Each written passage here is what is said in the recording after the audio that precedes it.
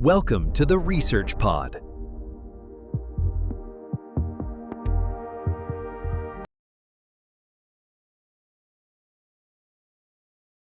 I was looking at the spec sheet for the latest smartphone this morning. We obsess over these things, the refresh rate, the camera, the processor speed. Right. And we think of them as these products of like singular Silicon Valley genius.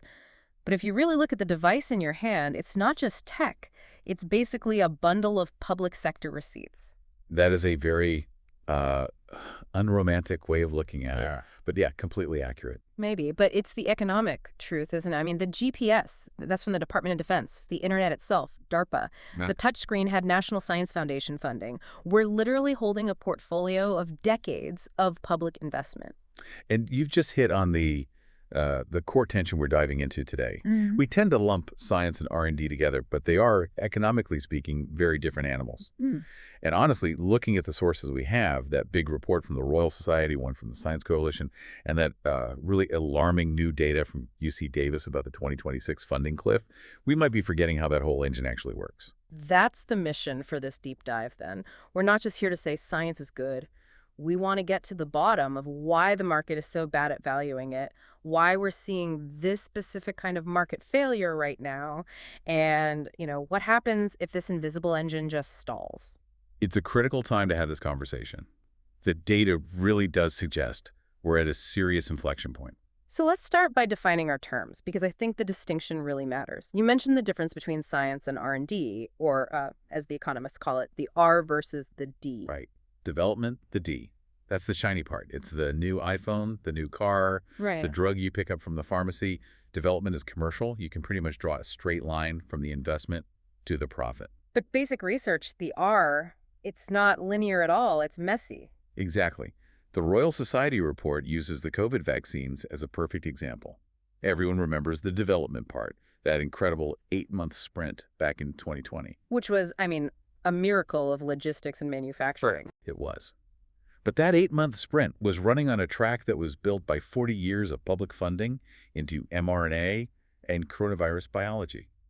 Without that deep, unglamorous, nonprofit work, well, the pharmaceutical companies would have had nowhere to start. So this gets to the billion-dollar question. Why doesn't the private sector just fund all that basic research? If I'm a CEO and I know that science leads to breakthroughs, shouldn't I want to own the foundational stuff? You might want to, but your shareholders probably won't let you. Okay. And this brings us to what economists call the sandwich problem. I was hoping we'd get to the sandwich. This is about rivalry, right? Basic economics, yeah. Yeah. If I have a sandwich and I eat it, you can't. It's a rival good. It's been consumed. Mm-hmm. But knowledge is non-rival. If I use, say, a physics formula to build a new engine, it doesn't stop you from using that exact same formula to build your own engine. And crucially, it's non-excludable. Once a scientific discovery is published, I can't really stop my competitors from reading about it and using it. Precisely. So if you spend $1 billion discovering some fundamental principle and I just copy it for free, you're the one who loses. In a competitive market, this creates what we call market failure. Okay. Private companies will always systematically underinvest in basic science because they can't capture all the value. They're terrified of the free rider problem. And this isn't a new idea, is it? I was looking at the notes on Lord Derby from 1875. The 15th Earl of Derby, a very strict fiscal conservative. Right. And he basically told a commission that he was against the state spending money on almost anything except for science. Because he got the mechanism. Yeah. He said the results are, and I'm quoting here, not immediate, and they bring no pecuniary advantage to the person who discovers them. Even back in the 19th century, they understood that if the government didn't do it, nobody would. So the government steps in, but the Royal Society report says it's not just about, throwing money at the problem. There are 4 specific paths to economic impact. I think we should walk through these.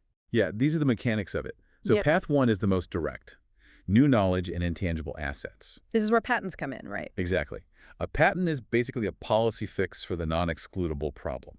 The government gives you a temporary monopoly so you can make your money back. But the report does warn about patent thickets, where too many overlapping patents can actually block innovation. It's a blunt instrument, for sure, but it creates an asset you can actually sell. Okay, path 2 is where it gets really interesting for me. Innovation and productivity through spillovers. This is the invisible multiplier. Mhm. Spillovers are when a firm or an industry benefits from R&D they didn't actually pay for. The data on this is pretty clear. The social returns on R&D are about double the private returns. The report had that great example of the Diamond Light Source in Oxfordshire. That's a huge particle accelerator, right? It is. And just by existing, it created this blast radius of productivity. Companies physically moved to be within 25 kilometers of it, just to be near the data and the experts. That cluster created a whole new local economy. Which flows right into path 3, skilled people. And this introduces a concept I really want our listeners to get: absorptive capacity. It is such a crucial term. You can give a country the blueprints for a fusion reactor, but if they don't have the absorptive capacity, the trained scientists and engineers to understand the blueprints, they're just worthless paper. So funding science isn't just about buying discoveries, it's about training the people who can use them. Correct. And that capacity spills over too. The data shows that when you have a high density of STEM graduates in a city, it actually raises the wages of non-college educated people in that same city.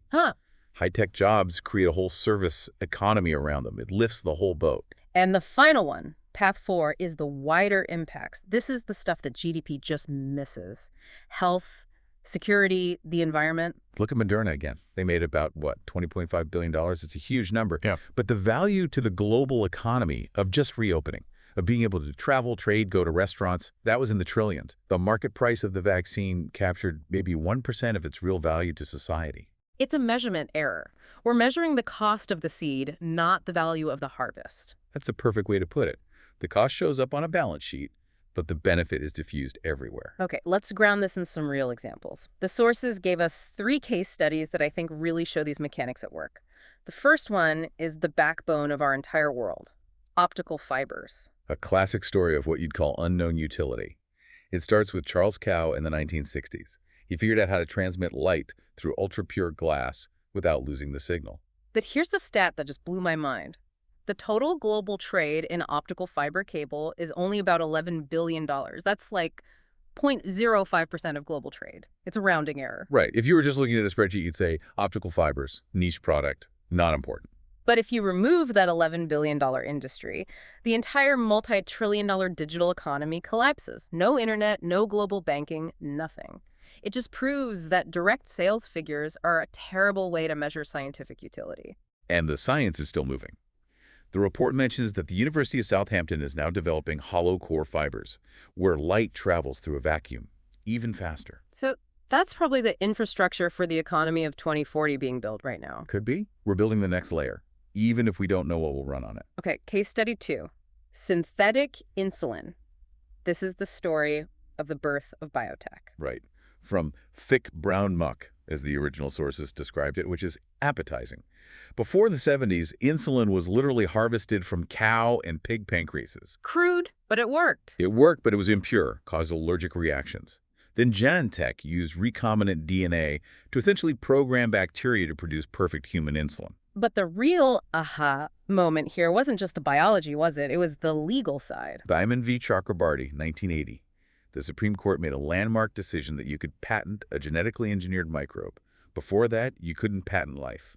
And that, plus the Bayh-Dole Act, which let universities patent their research, basically just invented the modern biotech industry out of whole cloth. It opened the floodgates. Genentech's IPO raised $35 million, which was huge for the time. And today, that same U.S. biotech sector generates nearly $500 billion a year, an entire industry, conjured into existence by basic research and a new legal framework. The third case study is less of a big bang, more of a slow burn: high-temperature alloys. The unsung heroes of aviation, yeah. This was Rolls-Royce working with Cambridge and Birmingham universities for 50 years, just trying to make metal that doesn't melt inside a jet engine. And the result wasn't one single eureka moment. It was a slow creep upward. Exactly. Thermal efficiency went from about 30% to 50% over 5 decades. It sounds boring, but that single improvement saves billions in fuel and cuts out massive amounts of CO2.